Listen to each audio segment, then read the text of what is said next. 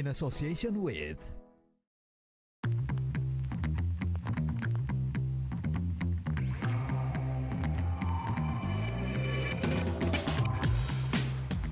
Indonesia menjadi salah satu negara dengan hutan hujan tropis terluas di dunia.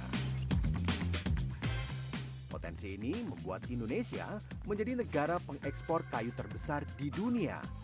Namun, kebanyakan kayu yang diekspor berupa kayu ringan, kusen, atau furniture.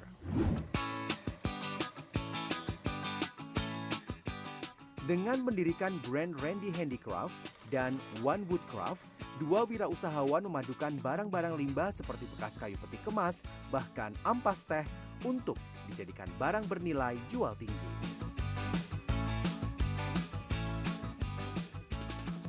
Berawal dari keresahannya melihat ampas teh yang dibuang begitu saja, Randy Prayogi terinspirasi untuk berinovasi mengembangkan teknik kolase pada seni lukis dari bahan sisa sampah rumah tangga. Kita coba untuk mengolah limbah teh karena juga teh banyak jenisnya, kopi juga banyak jenisnya, begitu juga dengan serbuk kayu begitu. Jadi di sini saya nggak menggunakan warna pewarna buatan, saya menggunakan warna-warna alami dari bahan-bahan alami tersebut. Lain Randy, lain Ridwan Syahbana. Pria asal Medan yang satu ini memanfaatkan limbah kayu peti kemas untuk dijadikan beragam kerajinan. Mulai dari jam dinding, wooden leather, kotak tisu, dan rak-rak mini.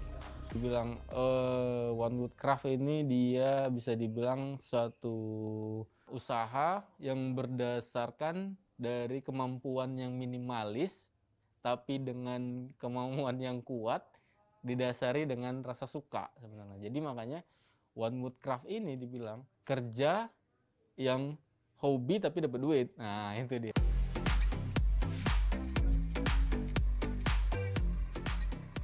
Ridwan pada awalnya hanya menggunakan limbah kayu palet atau jati Belanda dari sisa peti kemas. Dibandingkan bahan lainnya, kayu palet atau jati lebih dipilih karena berwarna putih cerah, bertekstur tidak terlalu keras sehingga mudah dibentuk dan awet. Itu dibilang lagi naik daun lah ya. Jadi kalau dulu kayu palet itu cuma jadi kayu bakar doang, jadi nggak ada yang nggak bisa dimanfaatin lah. Lukisan yang dibuat Randy selalu bertemakan adat Nusantara atau lukisan tokoh. Saya membuat konsep-konsep yang berhubungan dengan budaya Nusantara juga.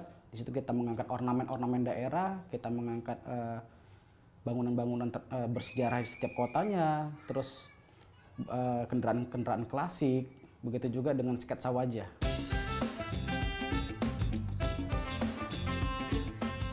Keduanya sudah memulai usaha kerajinan kayu sejak tahun 2016.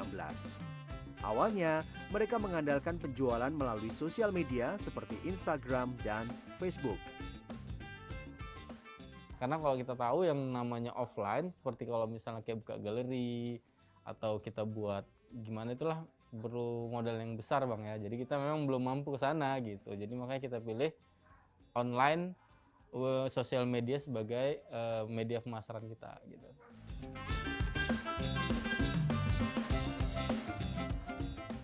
Dengan kita melirik digital tadi, bukan hanya kita memasarkan produknya, tetapi kita harus tahu memberikan kepada khalayak yang ada di dunia maya nih bagaimana proses pengerjaannya, apakah itu dalam bentuk foto ataupun video.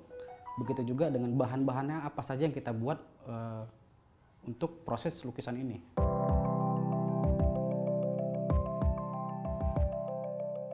Namun, dampak pandemi COVID-19 cukup memukul usaha mereka. Omset penjualan menurun drastis. Dari segi pemasaran mungkin ya, yang memang cukup berdampak. Karena kan banyak institusi, instansi juga yang tidak sepadat dulu membuat acara, jadi tidak ada order souvenir dari kita. Begitu.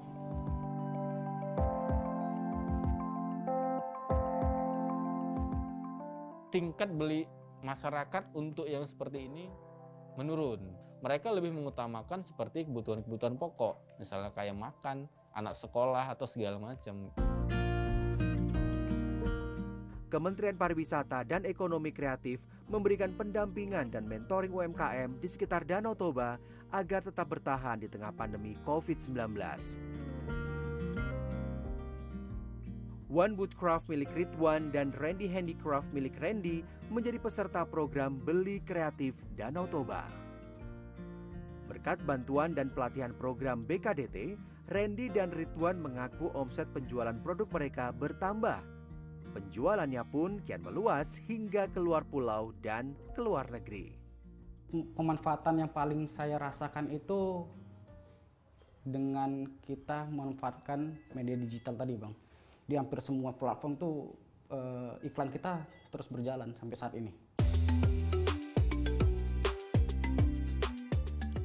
Randy dan Ridwan berharap pandemi bisa segera berakhir, sehingga mereka bisa meneruskan impiannya untuk membuka galeri milik sendiri. Mereka juga berharap bisa membuka lapangan kerja bagi masyarakat sekitar.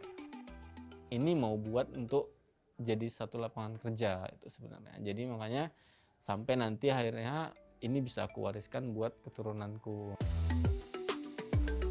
Saya tuh ingin mengajarkan masyarakat, khususnya yang kurang perekonomian ya. Saya ingin singgah dari satu desa ke desa yang lain itu untuk mengajarkan masyarakat untuk membuat produk-produk inovasi, khususnya di industri kreatif. Bukan hanya bahan-bahan yang saya pakai saja, tetapi kita melihat nih potensi apa saja yang ada di sekitar masyarakat tersebut. Randy dan Ridwan adalah potret sebagian kecil pengrajin yang terus berjuang dan berusaha bertahan di masa yang tak mudah ini. Bangga buatan Indonesia dan beli kreatif lokal adalah salah satu usaha yang bisa kita lakukan untuk membantu perekonomian masyarakat agar terus bergerak.